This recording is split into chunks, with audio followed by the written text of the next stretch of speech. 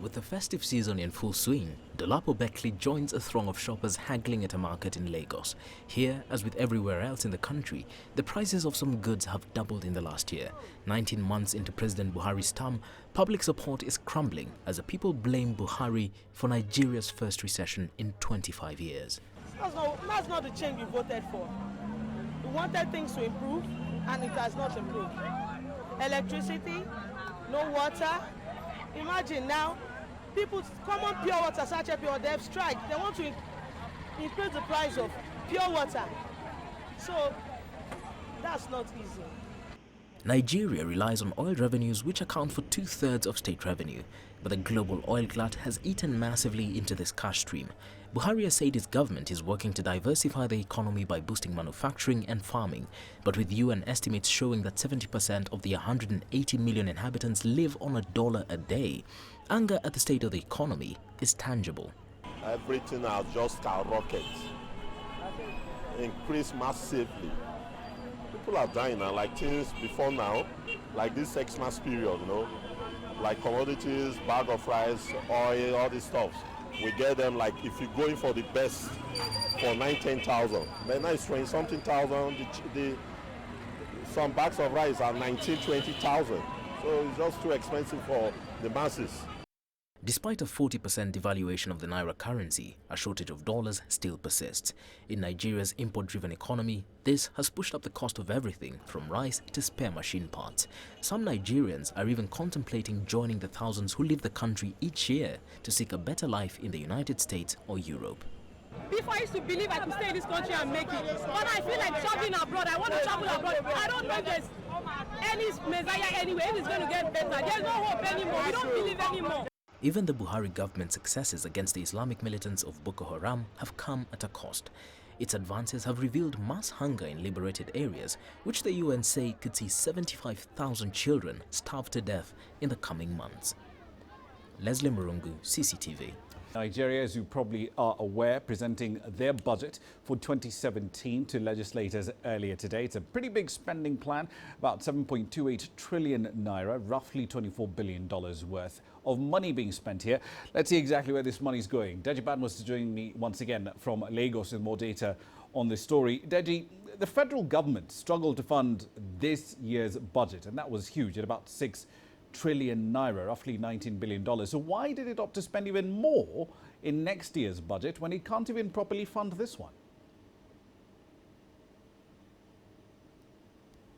Well, basically, Rama, the government believes that the only way to get this country out of recession is by spending, and that's why the government has opted to spend big in 2017. Now, where is the money going to come from?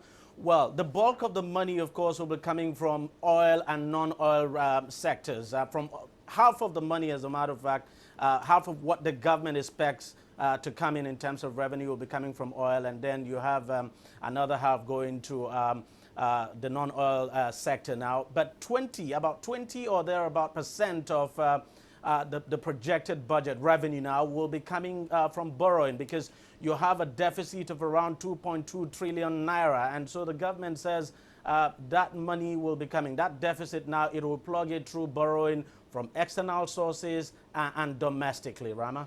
Indeed. What are the initial impressions, at least based on what we publicly know about this budget, from legislators? Do they agree with some of the underlying funding assumptions here, especially when it comes to oil? The oil output forecast average of about 2.2 million barrels of output on average per day.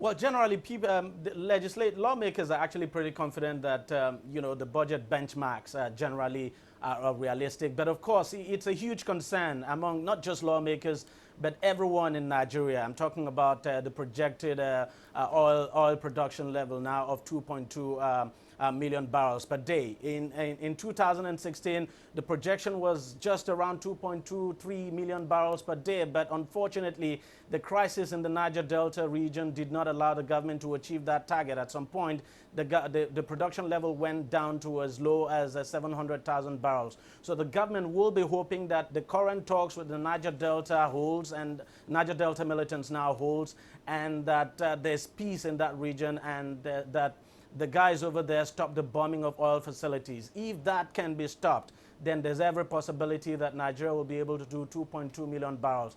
And if Nigeria is able to do that amount of oil in consistently now, say for the next 6-7 months, then you can as well say Nigeria may just be able to realize its revenue target and just may be able to meet the budget targets as well. Indeed. Let's talk about this uncovered debt that had previously not been recorded. The finance minister saying barely 24 hours ago that there was $7.2 billion of previously undisclosed debt. That's roughly equivalent to the deficit in this record budget for 2017.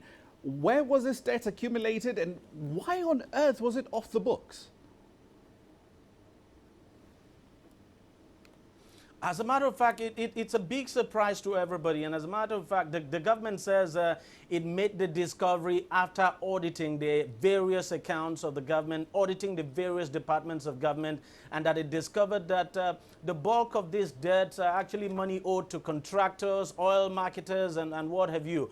And that these debts were actually not reflected in the books. Anyway, the government now says it is going to pay back the debt and has actually promised to do so by giving out a 10-year promissory note now to these people who are being owed. But it's a huge surprise that, that debt was not reflected in the books, because we're talking about a huge sum of money here. And as you've been pointing out, 2.2, it's actually the size of the budget deficit for 2017.